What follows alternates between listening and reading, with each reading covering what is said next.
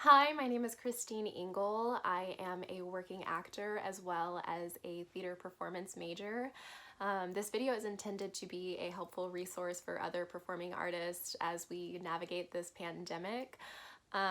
Just as a disclaimer, I am not a medical expert nor am I a legal expert, and therefore none of the information in this video is intended to be medical advice or legal advice. All of the information in this video comes from my personal experiences as an actor during this pandemic, as well as research of reputable sources and discussions with other industry professionals about their personal experiences in this pandemic. Just for context, as I'm sure we all know, in early March of 2020, due to the COVID-19 pandemic, Broadway theaters did close down, and a few days after that, Dallas theaters also followed suit. And with performing arts, there is a special challenge presented because while many jobs can transition smoothly to a work from home status, that path wasn't so clear for performing artists. There was also the unique challenge for actors who were equity, not being able to perform due to there being no real safe way to do live in-person theater. So equity was not allowing for that, and the first approved equity production actually didn't happen until August 7th of 2020, with a production in Massachusetts of Godspell, which had testing, masks. The cast was in more of a pod. They provided PPE. So they were able to do performances outdoors. They had vinyl partitions between singers to try to limit exposure, and the audience was distanced away. Actors Equity and SAG-AFTRA have up-to-date, continuously updated safety guidelines and information and a multitude of resources on their websites. So for the most up-to-date information about what they recommend, I would recommend checking their website as it is updated fairly frequently. And Actors Equity also has their updated list of theaters because unfortunately some theaters have been unsafe during COVID-19, and so they are no longer equity theaters. So I would recommend checking on Actors Equity as well as SAG-AFTRA's websites. I think film has had a bit of an easier time moving forward during this pandemic because it's more of a controlled situation.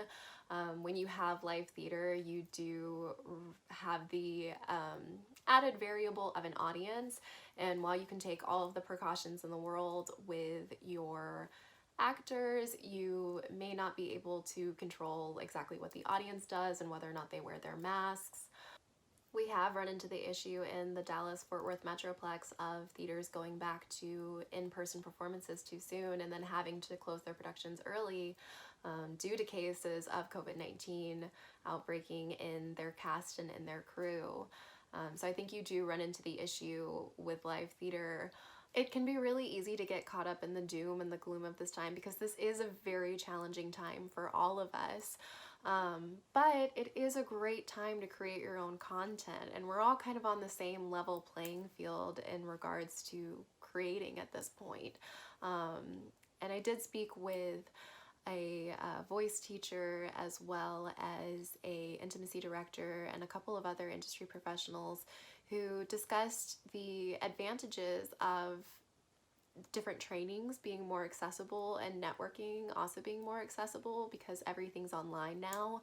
Opportunities that may not have been as readily attainable before are now open because there's no travel involved.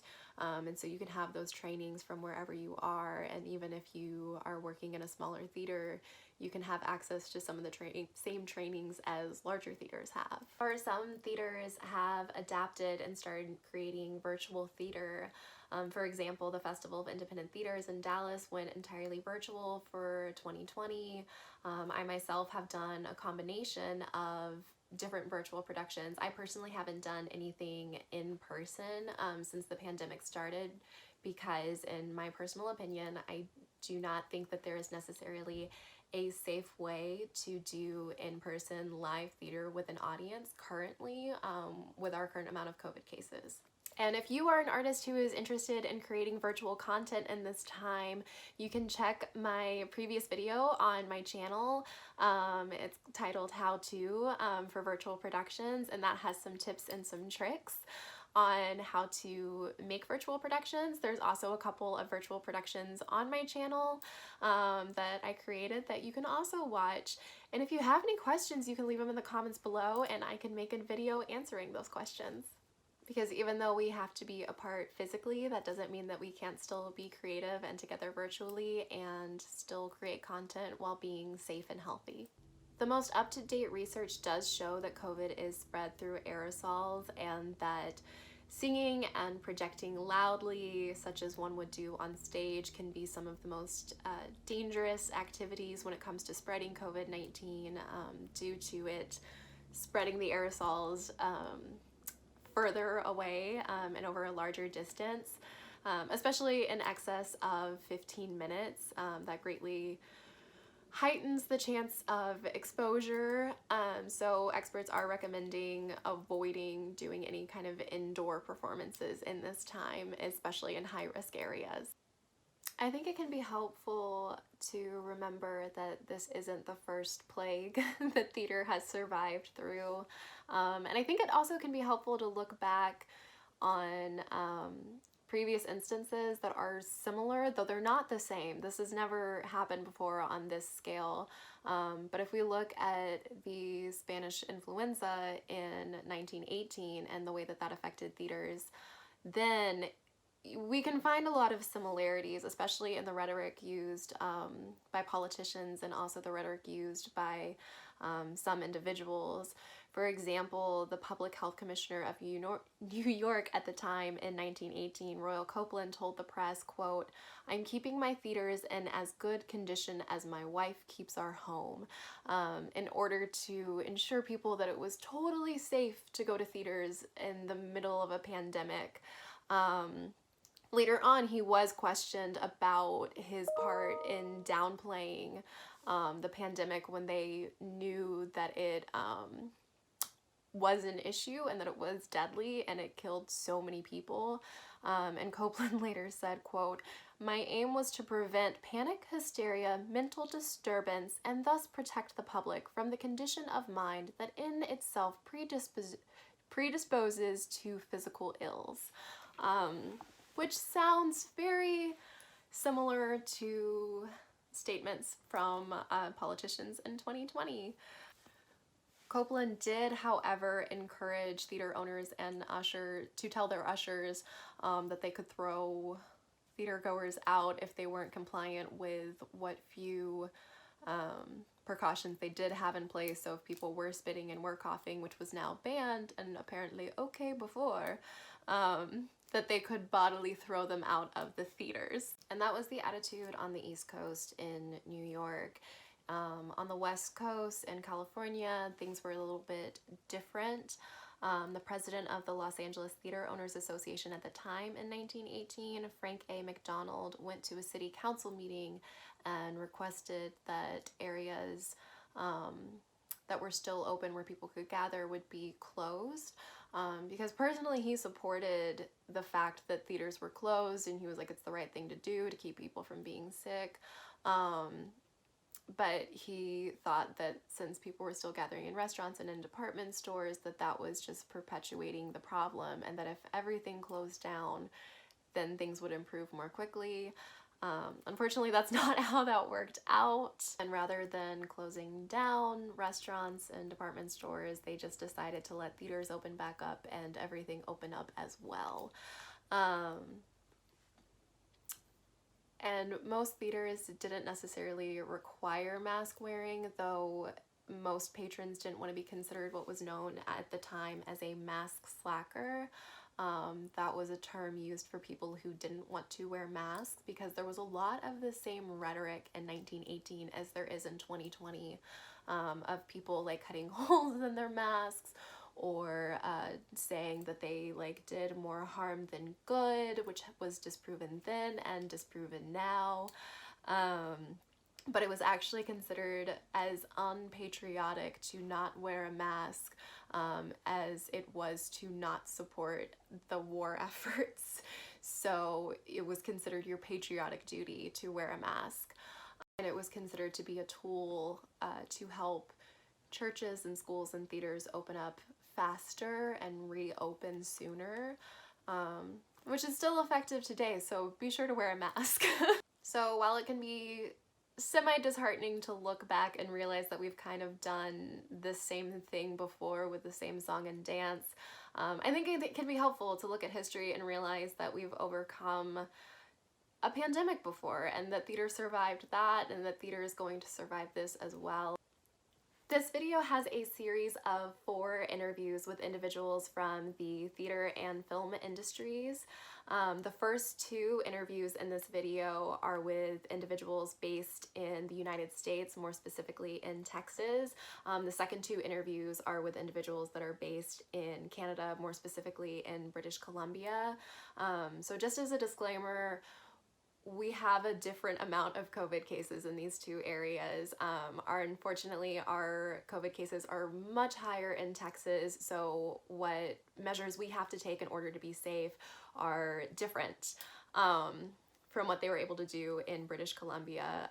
Their government and their general population just had a very different response to COVID-19, and so they're able to do things a little bit differently than we are.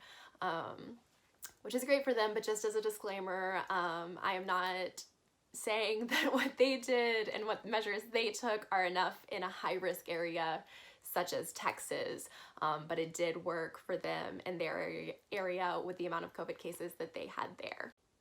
This first interview is with Celeste Perez. She's a certified COVID compliance officer, and in this interview she tells us a bit more about what a CCO is, what they do, what it looks like to be on a CCO compliant set, and why it's important to have a CCO in this time. I guess, what is the like role of a COVID compliance officer? What's the general procedure? Yeah, sure. Sure. So, what a CCO does is one, at the beginning of the production, we work with the producer and the production team to create a protocol. Basically, we help create the policy, and that's just based off of our prior training that we know exactly who is going to be in the building, how we set up rehearsals, who we let into the rehearsal space. All of this applies, as well as like setting up a contract for actors. Something that I did at the beginning of, I'm working on a show right now with Pegasus Theater, and one of the first things that we did was set up a contract for the actors that basically said, to practice, your own personal responsibility for the duration of the production. Another thing that you do is you enforce compliance. You enforce social distancing. You administer health exams at the beginning of each day, which is basically, I ask about 5 or 6 questions every day, just basically asking about any symptoms, any contact.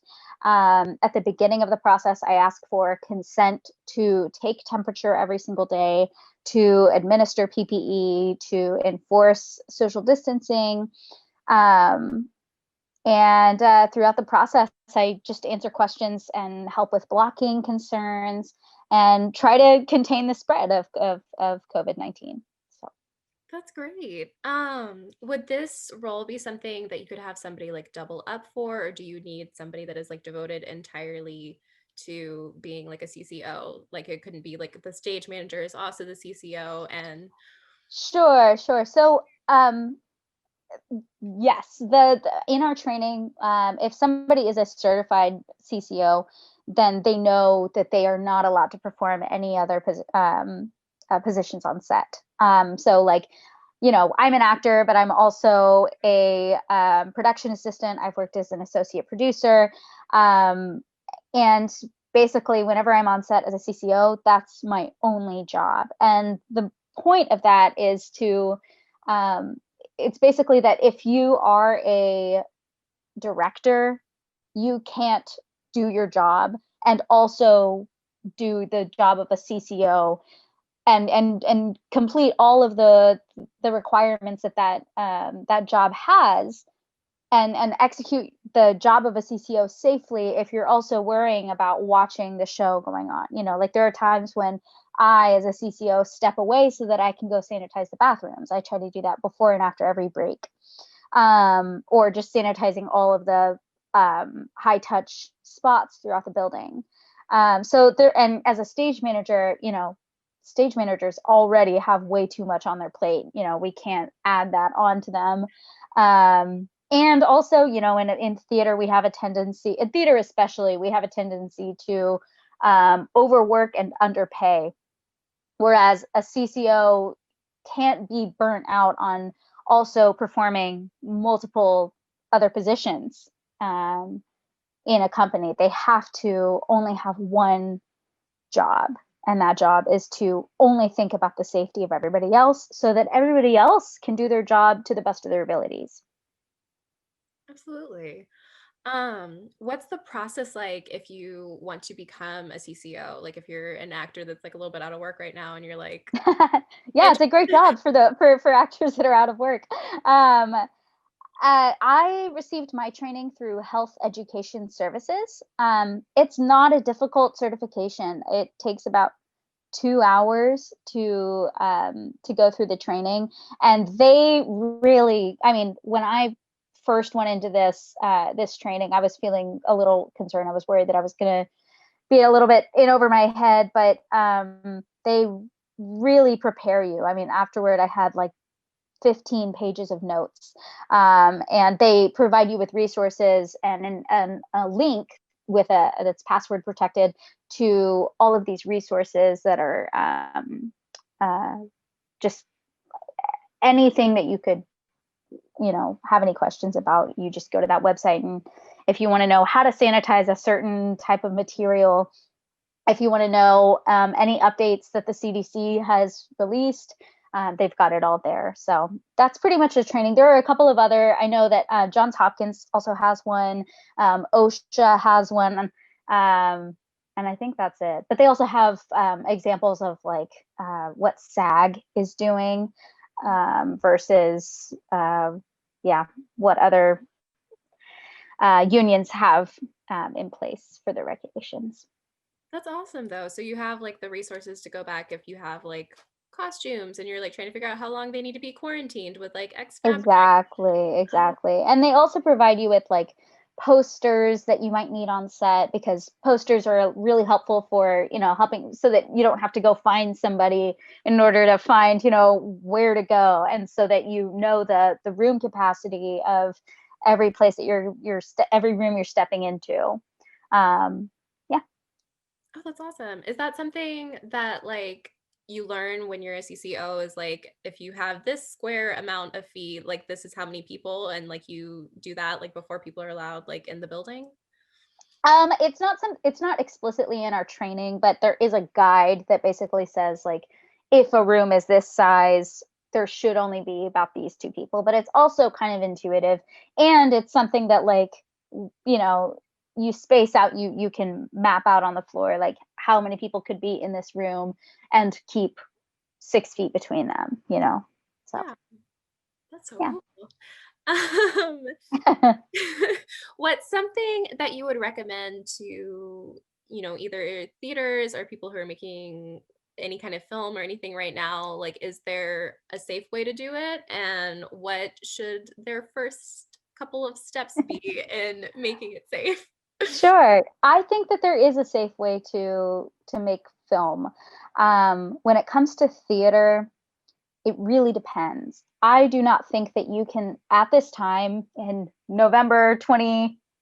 at this point, November 24th, 2020, I do not believe that it is safe to perform in front of a live audience.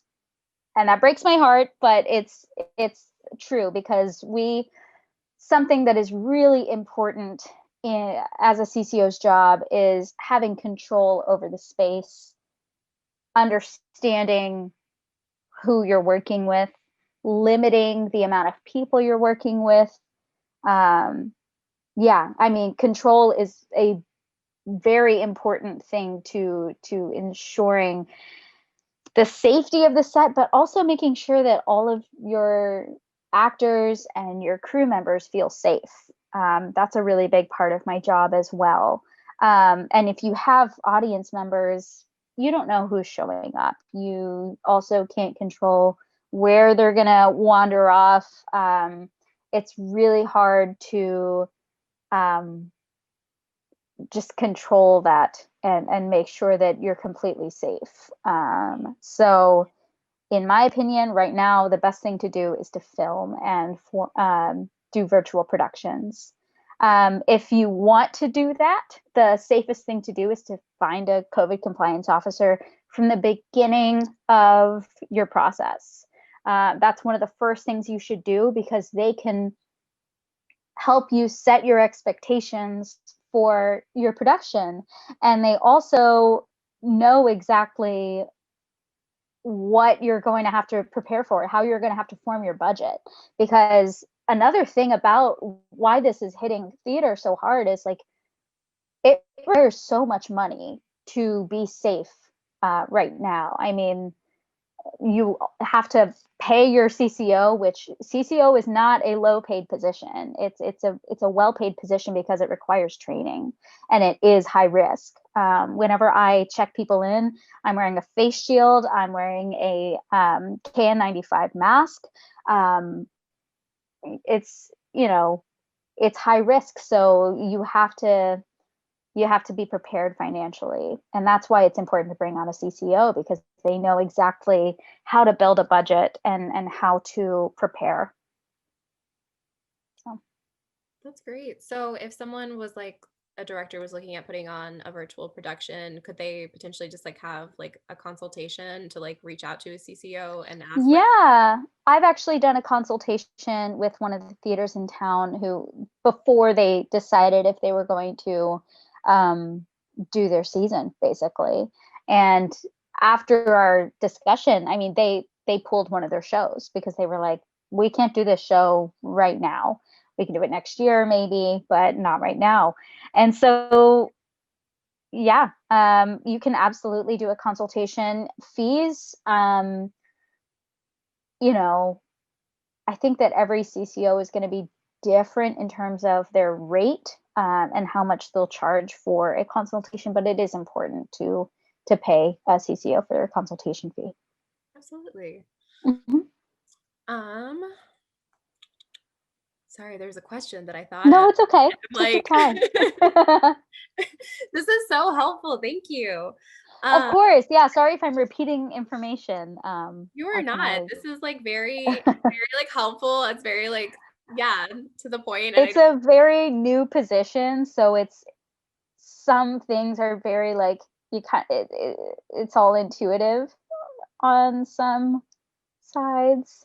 And that's something that, like at the beginning of each process, I have to like disclose to everybody is this is a brand new position. I do not have all the answers, but I have resources to find all the answers. And I have more experience than anybody else in here when it comes to being on set. And because before I was a CCO, I worked on set as a PA on a set that had a CCO. oh, So that was helpful too to watch somebody that I really respect as a CCO and execute their job well. That was very helpful for me. that's so interesting. Hmm. That's awesome. And I think it's also important that your CCO, I mean, I want to encourage actors to do this because I want actors to survive during this financially difficult time. But at the same time, I do think it is important that your CCO has a background in film. I do think it's very helpful if you do have somebody not only as the CCO, but also on your team right now that knows how to think about filming theater and not just doing like single cam filming the entire thing, because something that we can do that will make it safer. Part of what's safer about working in film is you don't have to have everybody in the room at the same time, like Yeah. you do in theater. Whereas like theater professionals, if you haven't worked in film, it's hard for you to like quickly make a decision about how to safely film a scene that has multiple actors in it without actually having all of those actors on set. Because if we can have one or two actors not wearing masks while they're being filmed, as opposed to like 6 to 8, that would be great. Yeah, that So makes so much sense because I feel like when you come entirely from theater, you're like, we have to do this from the beginning to the end. And like exactly. with Whereas everyone it here, doesn't have to be linear. It doesn't have to be linear, and it doesn't have to, you can do just shot for shot, film it like a film, and it'll be safer. yeah, And then we can get back to theater and, telling a story with a linear timeline, um, once this is over. yeah, which we'll get back to faster if we Yeah, adjust exactly. for now. Hmm.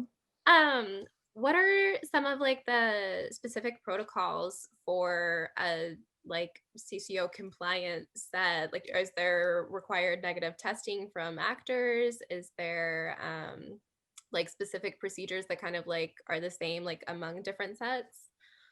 Sure. So it depends.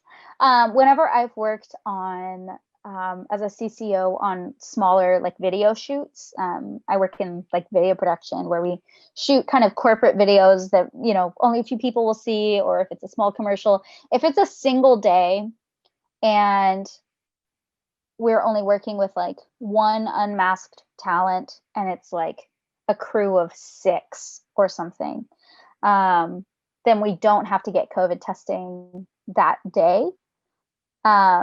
However, for the show that the show I'm doing with Pegasus Theater at the moment, we did require everybody to get COVID tested, at least the week before. They had to have their results within, about 4 days before we started.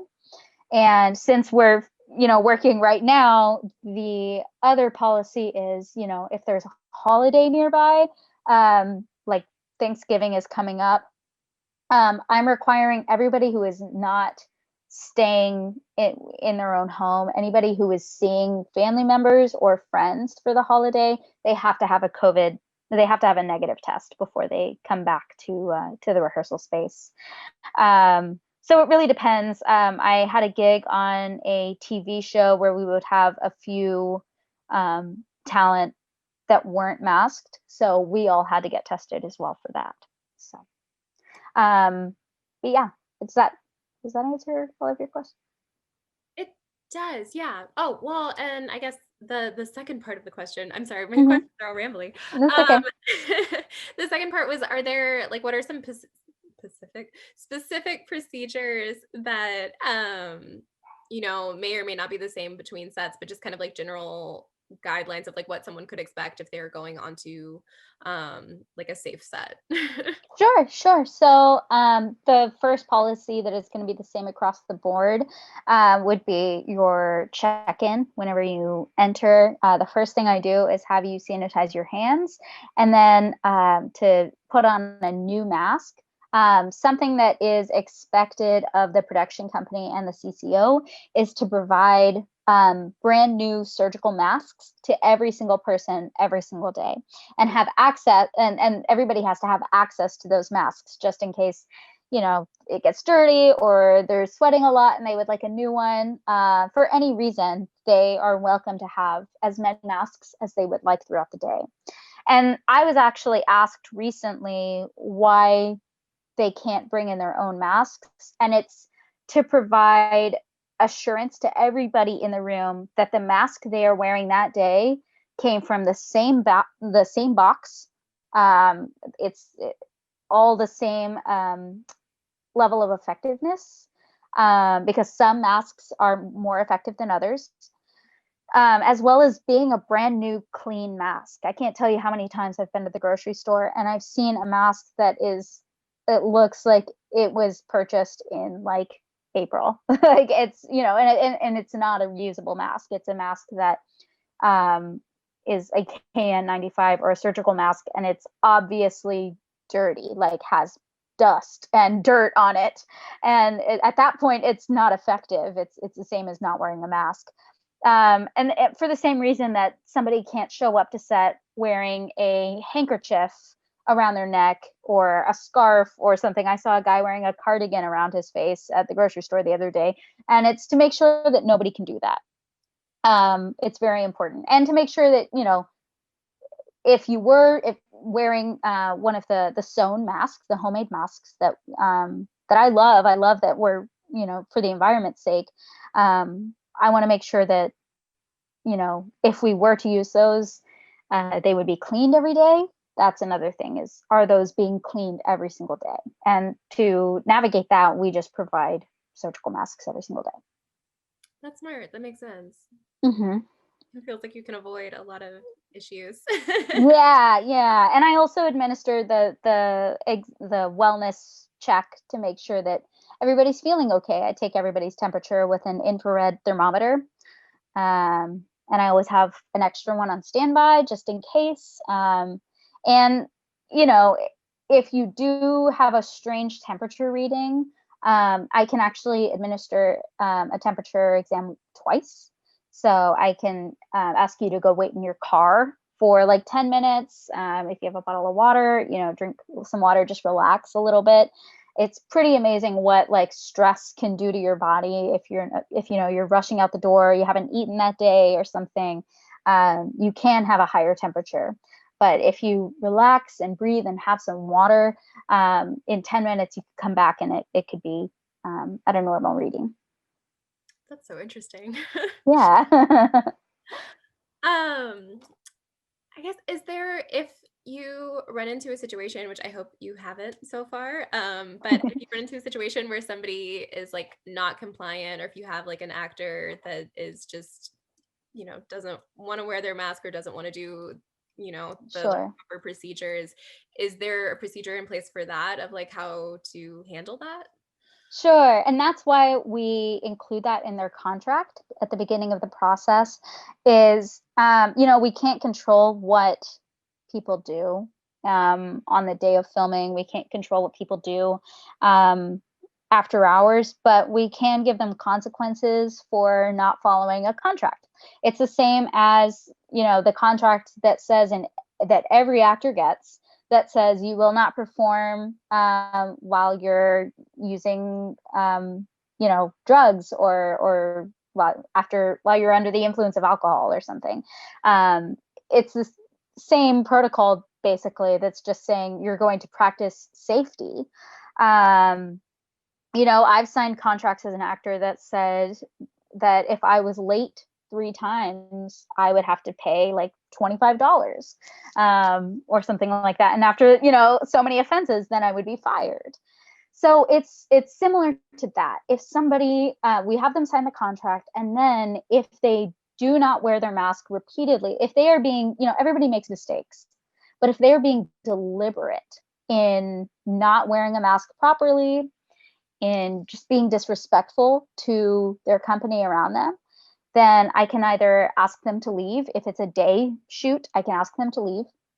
And I also would have the authority to speak to the artistic director to have them dismissed from the production entirely. And that's something that they know at the beginning of the process, is that if you do not follow these guidelines, if you are disrespectful of these, of everybody's safety, then we have the authority to release you from the production. So, yeah. Makes sense. Yeah. um I'm trying to think what else. This has been so informative and so helpful. Thank you. Of course, of course. Something else I would say is that um, when I've spoken to production companies about bringing me on, I always make sure that they understand that I, as a CCO, would have the same authority as like an intimacy director. or a stunt coordinator on film sets. So it's about keeping everybody safe. It's not about being in the way. It's about making sure that everybody feels comfortable and safe. So it's a similar kind of authority. Yeah.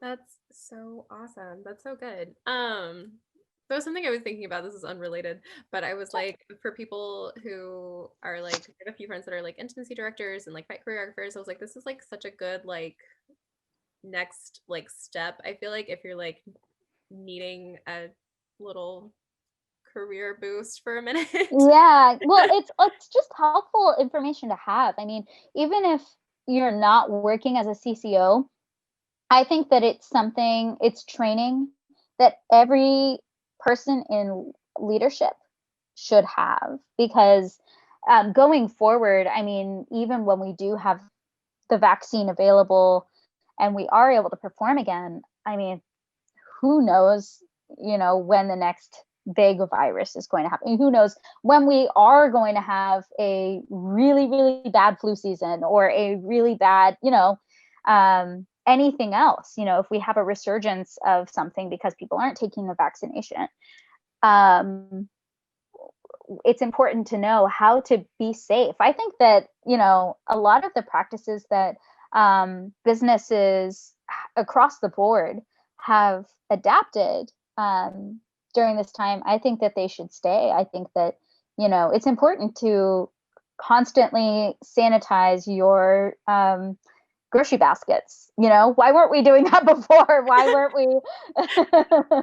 um, and I think that this training is going to be very helpful for everybody. Oh, absolutely. Especially Hmm. like I feel like in theater, especially, like there's always some like plague.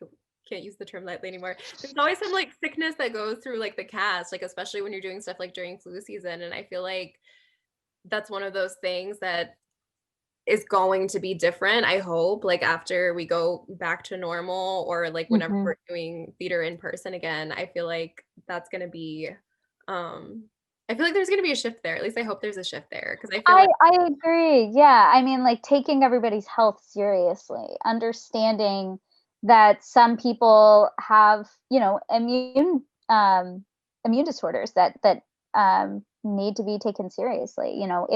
If you do have a sickness, some virus go through the cast, um, then how do we prevent that? yeah, And you have to respect each other and assume that everyone around you is afraid because we are. absolutely.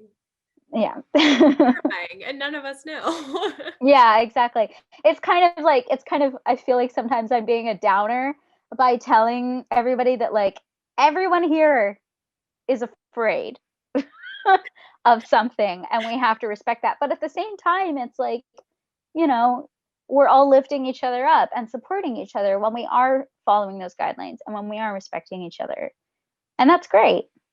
Which is awesome. And it's more, I feel like that's just more realistic because you like, I feel like if we just like try to pretend that we're all totally fine and this is all normal, Yeah. makes it worse because it's not fine and it's not normal. Yeah, exactly, exactly. As a CCO, if I'm assuming that like people who are actually hiring CCOs are like respectful of the fact that you do have to like follow certain guidelines. But if you run into a situation where like the higher ups, like the artistic director or somebody is like one of the people that's breaking those guidelines, is there like a procedure? Is it in your contract where you can Yeah.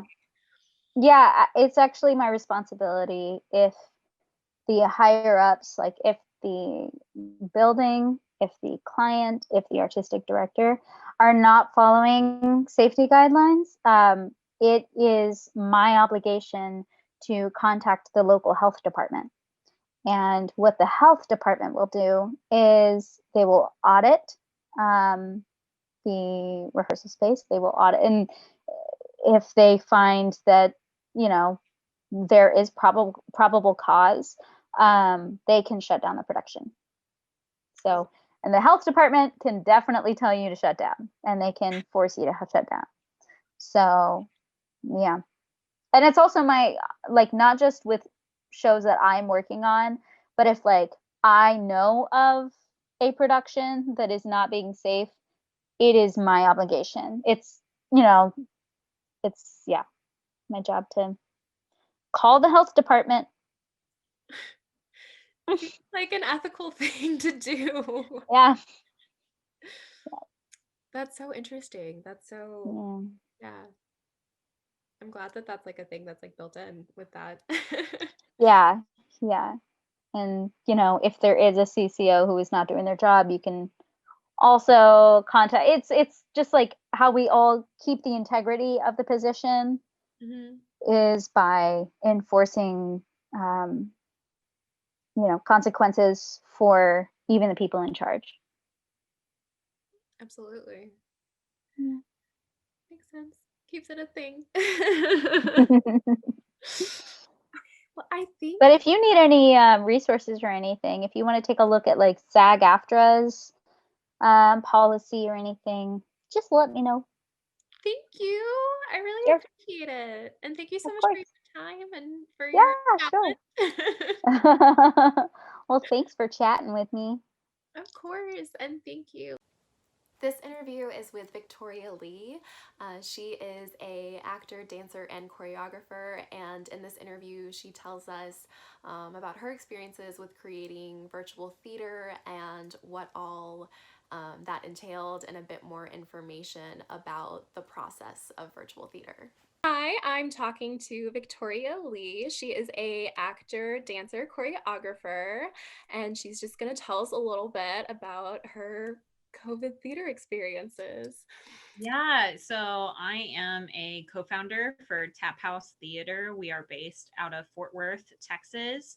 And we started as a theater company to promote local businesses within the theater and just Fort Worth community in general. We noticed that Dallas had a Shakespeare in the bar, but Fort Worth didn't. And we thought that Fort Worth needed a little bit of love, and those bars needed a little bit of love. They have a great bar community. So we started out performing in bars. Unfortunately, COVID hit. And so we felt like we owed it to our community to provide a little bit of a pick me up or a creative outlet starting when all of this hit. We first performed back in April and then performed in May. A total of 12 shows in 2 different weekends. And it was original works from playwrights writing specifically about either quarantine or over a Zoom method. So, something that can be utilized during this pandemic and that's very relevant. So, it was also a really good opportunity to reach out to directors and local playwrights, but we didn't just have local, we had so many different states. I think I counted at one point, we had about 15 total different states in the United States, a couple from Canada, and then we even had a playwright from New Zealand. So we went international, which is really cool. But yeah, we decided to promote those plays, and our local artists got to perform them and direct them. And some even promoted their own shows. And now we are on our Facebook and YouTube. Awesome. So when you did these plays, they were all entirely filmed like in the actors' homes. Like there was no interaction, entirely socially distanced. Yeah, it was entirely in the actor's home, completely social distance. The only interaction with our audience was over a live stream feed for Facebook. Awesome. And so the platform that you used to be able to see the comments and live stream on Facebook was Zoom webinar? Actually, well, yes. So we were able to stream once we hit record.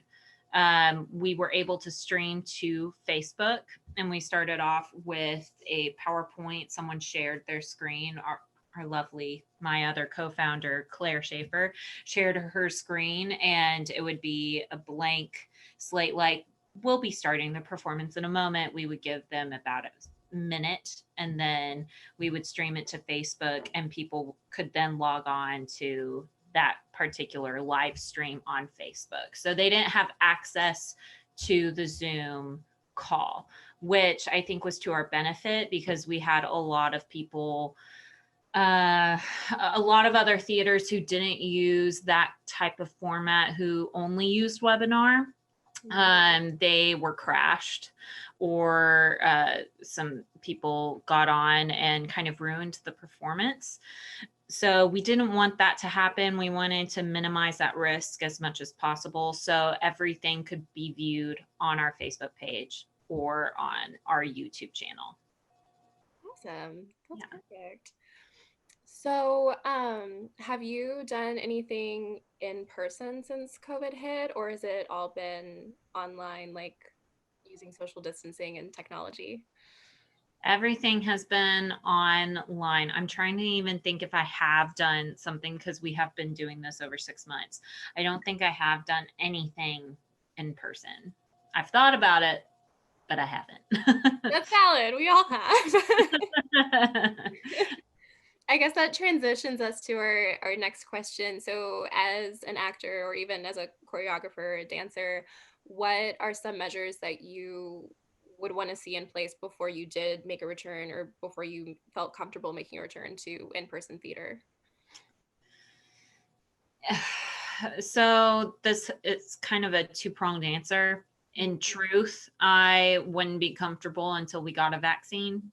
That's just the nature of it. I don't think we should be doing live theater right now until we get a vaccine. The proof is in the pudding, as my grandmother would say, that live theater is just not the right time right now.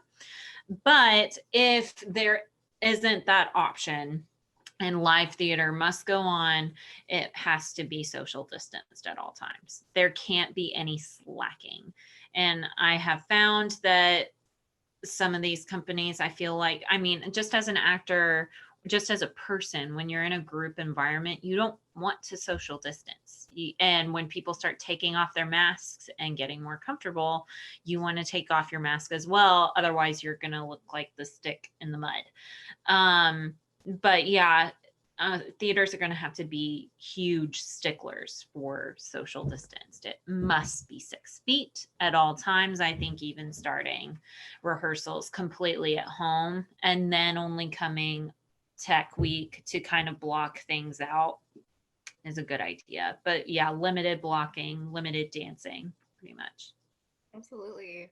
How would you, if you were to choreograph something, I mean, I can totally understand if you don't feel comfortable doing so because pandemic, but if you were to do that, do you think there is like a way to choreograph to where there's social distance and keep it interesting, or do you think that's something that needs to find like other avenues of like Yeah, I mean, I've thought about this and I have been offered some shows that will be socially distanced, and those haven't come to fruition, but they are on the table as of now.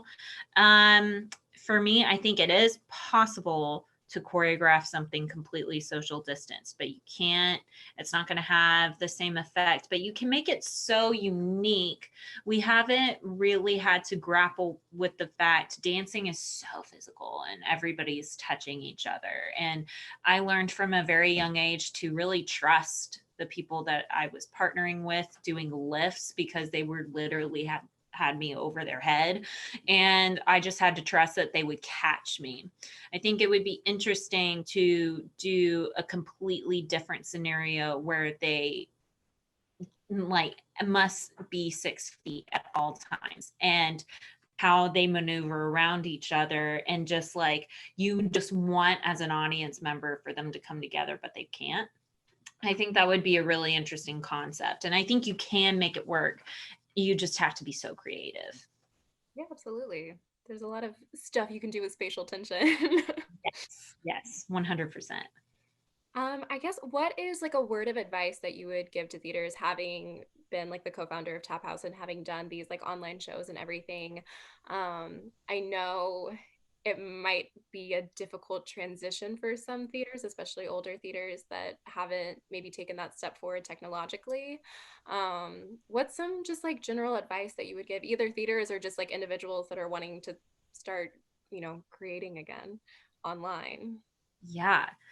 I think that we are seeing some of the theaters adapt really well to the technology. And honestly, their audience base has grown. I'm thinking of Sherry Jo Ward's Stiff play that she wrote called Stiff. I haven't been able, every time she performed that play, I was never able to go.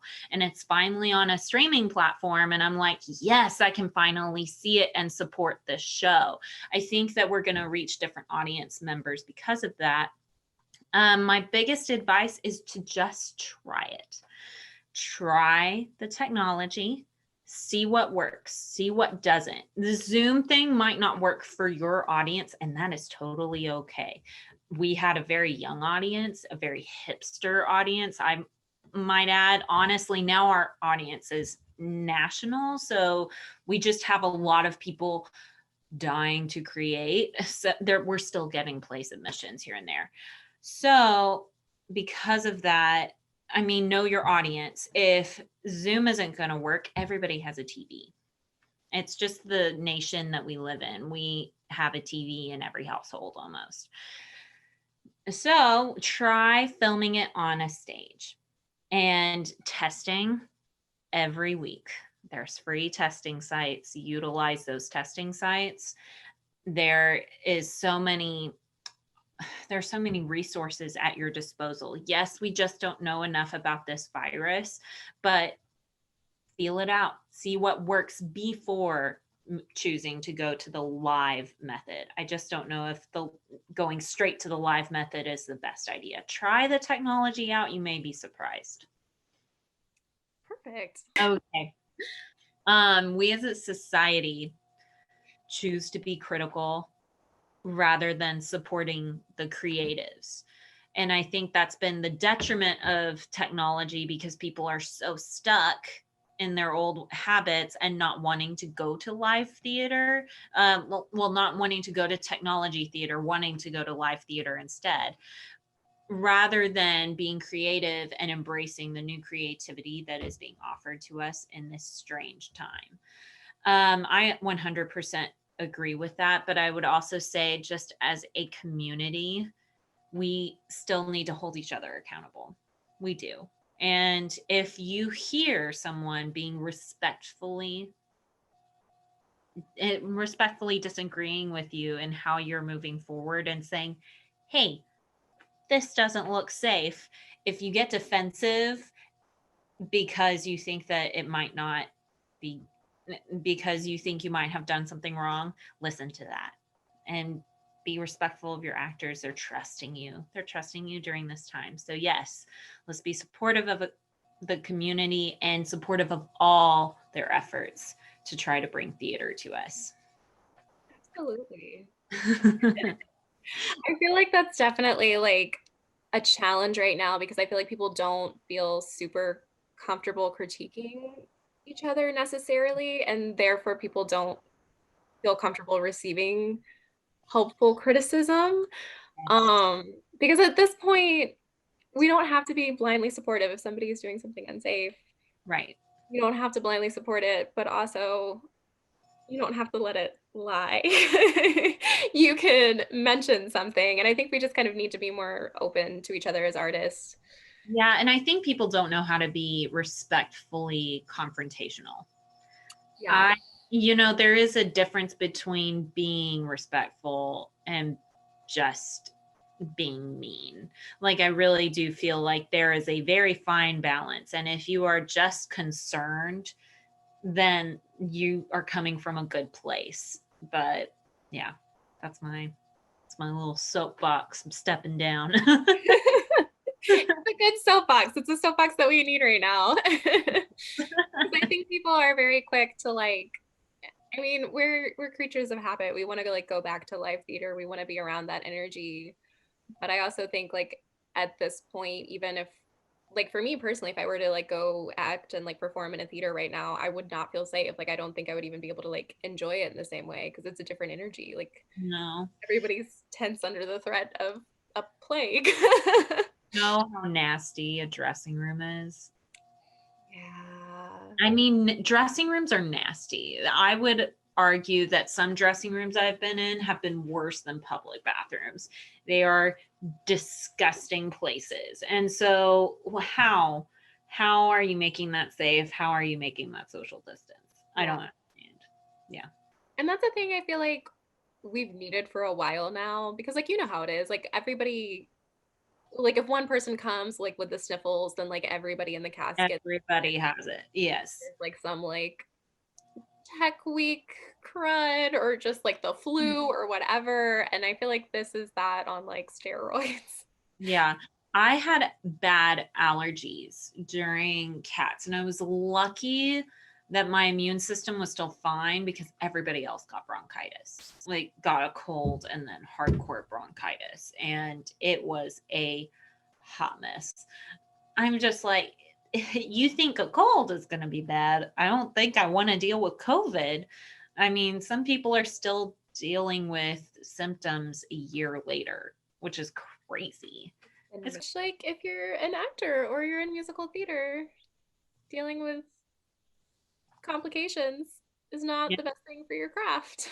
No, especially in your lungs. Yeah. I can't imagine.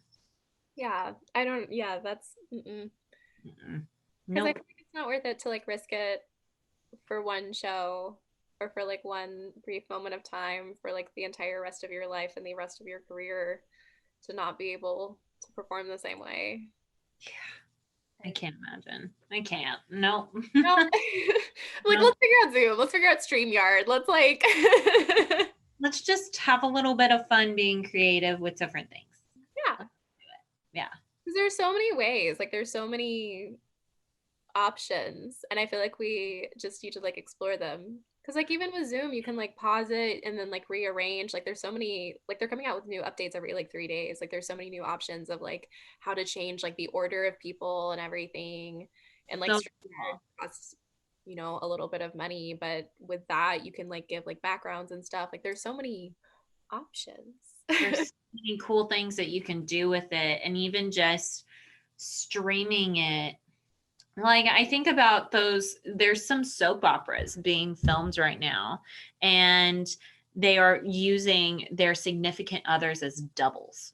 I'm like, that's kind of brilliant. That's so Yeah. Why are we not doing that when we film on stage? Like, why are we not doing that? I think that would be a really cool idea, and also kind of funny. Like you could make a very serious play super funny if you did that. It would be hilarious. I think that we, like, if it's a brunette and then you come in with your redheaded husband, like that would be or so a redheaded wife.